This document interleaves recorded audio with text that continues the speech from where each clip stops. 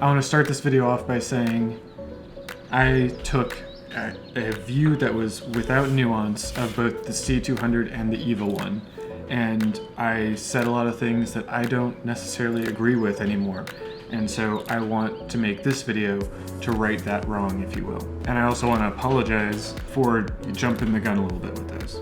The C200 shoots at 4K, and the EVA1 shoots at 5.7K.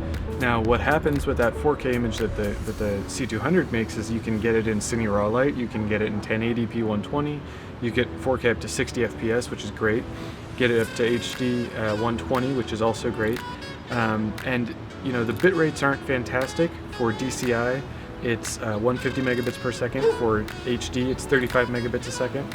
For 4K, for Cine Raw Light in 4K, it is 1 gigabit per second. But the EVA1 shoots 5.7K. You'll be able to output in 5.7K RAW, but it shoots 5.7K and then downsamples, much like the Alpha 6000 series cameras, the 6300 and 6500, that shoot 6K and then downsample to 4K. So the EVA1 does 5.7K internally, downsamples to 4K internally.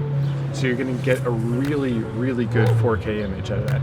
And so the Panasonic reps have said that the difference between something like a C200 or a traditional 4K capture and the EVA1 is that you're actually getting each line recorded out of the EVA1, whereas with traditional 4K, you're not actually getting each line recorded to result. So you're getting better resolution out of that 5.7K sensor than you are out of Canon C200 4K image, because it's only 4K. The other significant difference between these two cameras, it feels like, is the type of media that they're supposed to output to. And so the C200 is designed more or less around CFast 2.0 cards, while the EVA1 seems to be more designed around high-speed SD cards. And so while you can put an SD card in the C200 and still record a 4K YCC 420 output, that's all internal. That's still only 420. You're not getting a 10-bit 422 file out of that. It seems as if, and don't know all the information yet, that you're going to be able to get a 4K 10-bit 422 file with vlog and everything, maybe not raw, onto an SD card from the EVA1. But the really huge thing, in my opinion, is you can't output Canon log from HDMI. You can't output that Cine Raw Light with Canon log into something like an Atomos and then get, use cheaper SSDs and to elongate that recording time for less money. So with those CFast 2.0 cards, that's a really expensive investment into this camera to be able to maximize its potential.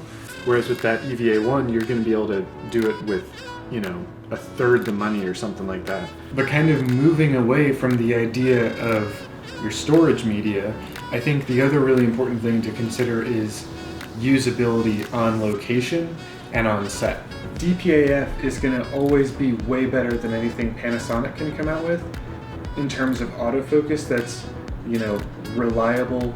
It's proven, it's professional grade.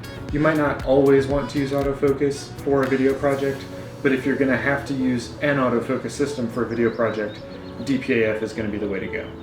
There was another person who commented on the video that I made last. What they were saying is, I'd love, the EVA1 looks fantastic, oh my gosh, but I can't get people that are, trained well in how to pull focus. So the DPAF looks fantastic. And so the DPAF is going to be almost a force multiplier, if you will, because it's going to allow a single operator to do more. There was someone who commented who said, I really feel like there will be a lot of rental houses that this gets, it's constantly out of stock from.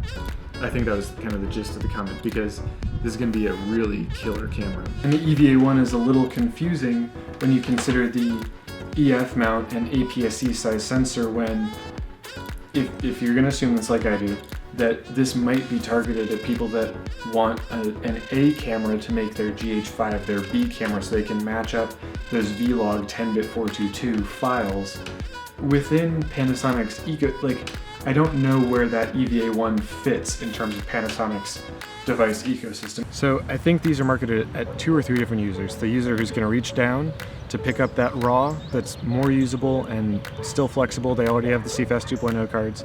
The user who's reaching up, skipping the C100 in order to get the C200 so that they can make much better images with 4K, much more flexible images, let me say that, with 4K as opposed to just 1080, but not someone who's going to be able to spend, you know, $12,500 or whatever it is on a C300. Well, the EVA1 seems to be geared more towards a user who, you know, could be stepping up. It's got those SD cards. It's going to be able to pair well with Vlog, with 400 megabits a second output, with the GH5, but it's something that someone who is reaching down will also be able to use really effectively with that 5.7K RAW output that will happen with firmware update into a device such as an Atomos. So I think these are really interesting devices, and they're for different users, and so it's really easy, and this is something that I did right off the bat too, was compare them apples to apples, right?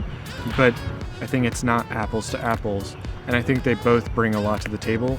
I think the C200 is a device that Canon could have come out with 2 years ago and completely changed the way that people are viewing Canon for video. But as it is now, it's still changing the way that people are viewing Canon for video.